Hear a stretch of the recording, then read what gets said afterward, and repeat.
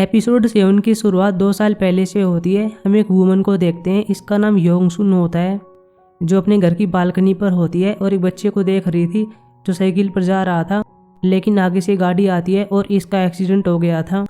गाड़ी वाला पहले इसकी हेल्प करना चाहता है, एम्बुलेंस के पास कॉल कर रहा होता है, लेकिन नहीं करता। गाड़ी लेकर जा रहा था। योंगसुन ये सब देखती है, गाड़ी के नंबर को याद कर लेती है और इसको नोट करती है। फिर ये एम्बुलेंस के पास कॉल करना चाहती है, लेकिन इसे अपना फ़ोन नहीं मिलता और बाद में भूल जाती है कि मुझे क्या काम करना था। ये घर के बाहर आती है और इसके पाँव में कांच लग जाता है। इसका पति चुंग ह्योन इसके पास आता है और पूछता है तुम यहाँ पर क्या कर रही हो, लेकिन तभी बाहर बच्चे को लेने के लिए एम्बुलेंस आती है। योंगसुन एम्बुलेंस की आवाज़ को सुन लेती है और बच्चे को देखने के लिए बाहर आती है और रोने लगती है, क्योंकि अगर ये पहले कॉल कर देती तो बच्चे को बचाया जा सकता था।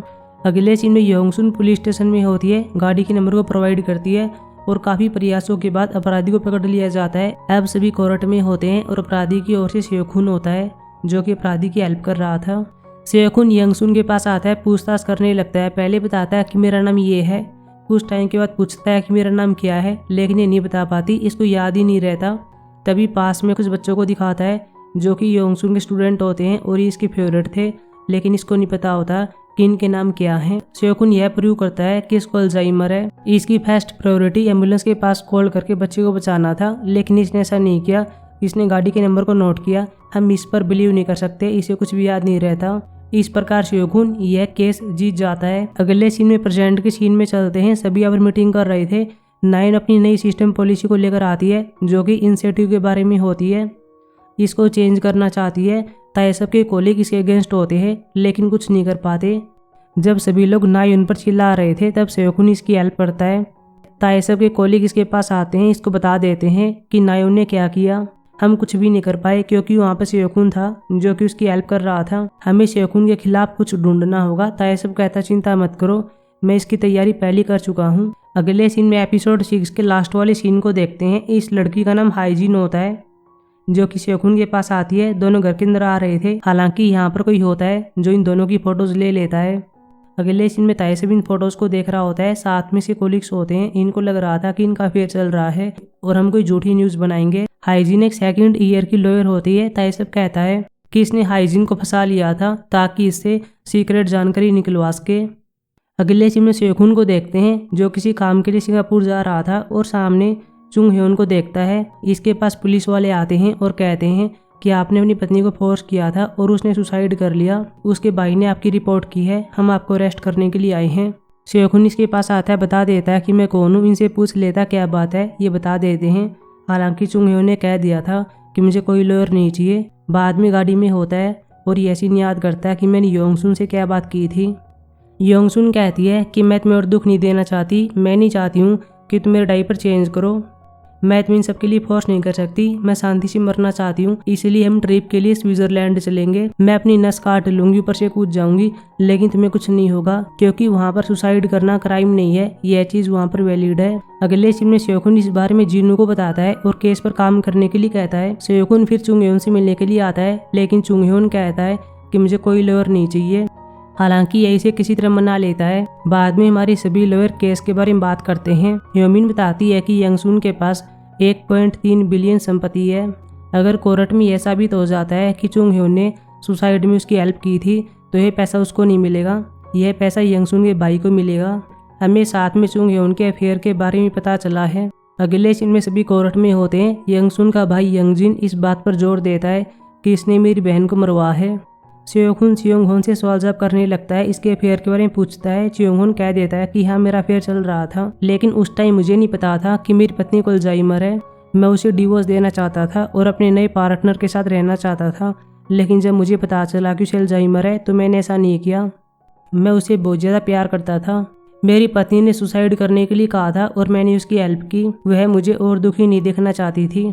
हालांकि अपोनेंट लॉयर कहते हैं कि ये क्राइम है और हम चाहते हैं कि इसको 3 साल की सजा मिले। सेओखुन भी अपनी बात रखता है। जज ने बाद में कह दिया था कि इसको 1 साल की सजा होगी। चुंग ह्योन पास्ट के कई सीन को याद करता है जो योंगसुन के साथ होते हैं। इस टाइम दोनों बहुत ही हैप्पी होते हैं और ट्रिप के लिए कई जगह पर गए थे। सेओखुन इसकी बातें सुनकर योने के सीन को याद करता है। ये अपने घर पर आता है, लेकिन योन ही अपने बीएफ के साथ होती है, जो कि वोनजुन होता है। योने सेओकुन को देख लेती है। अगले सीन में दोनों अपने घर पर होते हैं। योने कहती है मुझे डिवोर्स चाहिए। सेओकुन पूछता तुम्हें क्या हुआ है। योने बताती है कि मुझे वह फील नहीं होता जो मुझे पहले हुआ करता था। हमारा रिश्ता ड्राई और साथ में लवलेस हो गया है। हमें 1 साल हो गया है, हम इंटीमेट भी नहीं हुए हैं। सेओकुन कहता है कि हम बिजी रहते हैं, आगे से मैं अपना बेस्ट करूँगा। लेकिन योने कहती है मुझे नहीं पता, मैं डिवोर्स चाहती हूँ। सेओकुन अब योने के पास कॉल करता है और कहता है कि मैं तुमसे मिलना चाहता हूँ। अगले सीन में योने इसके पास आती है, पूछती क्या हुआ, तुमने पहले कभी ऐसे मिलने के लिए नहीं कहा। सेओकुन इसे पूछने लगता है कि पास्ट में हमारे बीच यह सब हुआ था, क्या वो सही था। लेकिन योने कहती कि नहीं, अब मुझे इस बात का रिग्रेट हो रहा है, मैं उस टाइम समझ नहीं पा रही थी। लेकिन अब मुझे लगता है कि मुझे उस टाइम ऐसा नहीं करना चाहिए था, मुझे अपने रिश्ते को टाइम देना चाहिए था।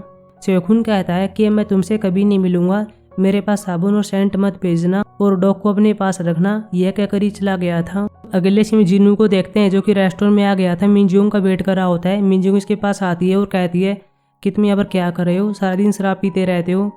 जिनू कहता है मुझे अपनी स्टोरी बताओ जो तुमने उस दिन ये बताई थी। अब दोनों साथ में वाइन पीने लगते हैं। मिनजुंग कहती है कि मेरे पास कोई स्टोरी नहीं है। जिनू कहता है कि जब हम लॉ स्कूल में थे तो हम इंजॉय करने के लिए पार्क में गए थे, हमने वहाँ पर ये सभी चीज़ें की थी। उस टाइम तुम बहुत ही हैप्पी थी, मानो तुम पहली बार घर से बाहर गई हो। मिनजुंग कहती है कि हाँ ऐसा ही हुआ था और इन सब के लिए थैंक यू, अगर तुम नहीं होते तो मैं ऐसा नहीं कर पाती। जिनू के पास सेओकुन कॉल करता है और मिलने के लिए कह रहा था, फिर ये दोनों इसके पास आ गए थे और वाइन पी रहे थे। मिनजुंग नशे में होती है और कहती है कि मैं सेओकुन को पहले से जानती हूँ, ये मेरा सेवियर है, इसी की वजह से मैं अटर्नी बन पाई। उस टाइम किसी ने मेरा केस नहीं लिया क्योंकि मेरे पास पैसा नहीं था, लेकिन सेओकुन ने मेरी स्टोरी सुनी और मुझे उस गटर से बाहर निकाला। हम यहाँ पर ये सीन देखते भी हैं। रात को ह्योमिन को देखते हैं जो सेओकुन के ऑफिस में आती है, फाइल को रखती है, ऐसे प्रेटेंड करती है कि मानो सामने सेओकुन बैठा हुआ है।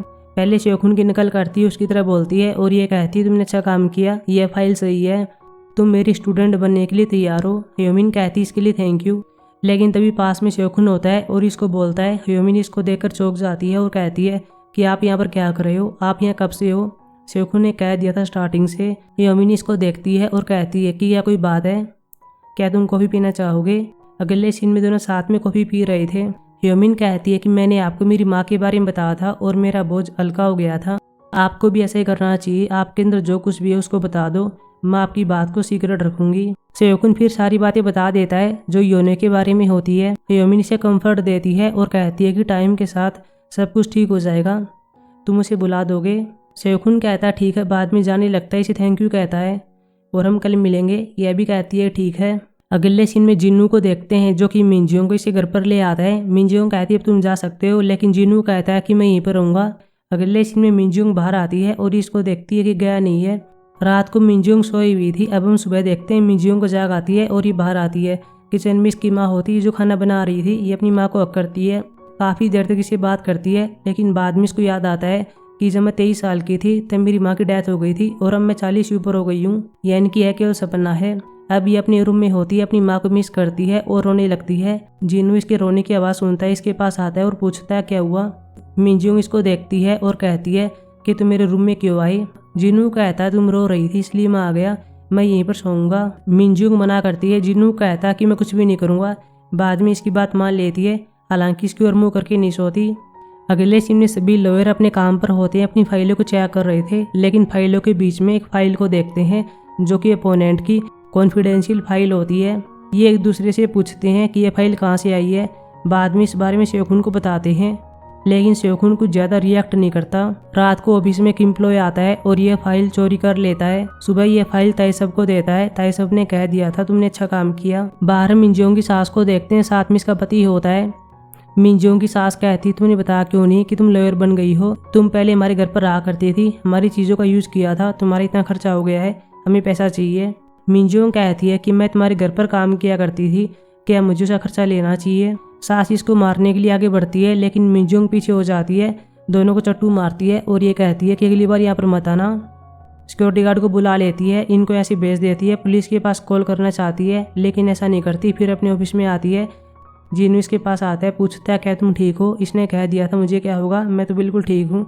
बाद में से कह रहा होता है कि हम काम के बाद खाने के लिए चलेंगे, हमें कहाँ पर चलना चाहिए। मिनजुंग रूडली बात करती है और कहती है कि तुम मेरे साथ खाना क्यों खाओगे, काम की चीज़ों पर ध्यान दिया करो। यह कहकर ही चली जाती है। हालांकि बाहर आकर खड़ी हो जाती है और रात वाले सीन को याद करती है कि क्या हुआ था। जीनू को लगता है कि सो गई है और ये कह रहा था कि तुमने ऐसा कौन सा ड्रीम देखा था कि तुम रो पड़ी। बाद में इसे टच कर रहा था और ये इसकी ओर मुँह कर लेती है, लेकिन कुछ टाइम के बाद आँखें खोलती है। जीनू इसको देखता है और कहता है कि क्या मैंने तुम्हें जगा दिया। ये पहले इसको देखती रहती है और बाद में कहती है कि बाहर सो जाओ, लेकिन जीनू मना करता है। ये इसको लात मारती है और बाहर जाने के लिए कहती है। एपिसोड के लास्ट में ताई सब को देखते हैं जो मीटिंग कर रहा था। पहले यहाँ पर हाइजीन और शोगुन की फ़ोटो को दिखाता है, बताता है कि इनका अफेयर चल रहा है। शोगुन ने हाइजीन का यूज़ किया ताकि सीक्रेट फाइलों को ले सके। बाद में इस फाइल के बारे में बात करता है और कहता है कि उसके पास ही थी, लेकिन तभी यहाँ पर नायोन और शोगुन आते हैं। एपिसोड ख़त्म हो गया था। अब हम मिलेंगे एपिसोड 8 में, तब तक के लिए बाय।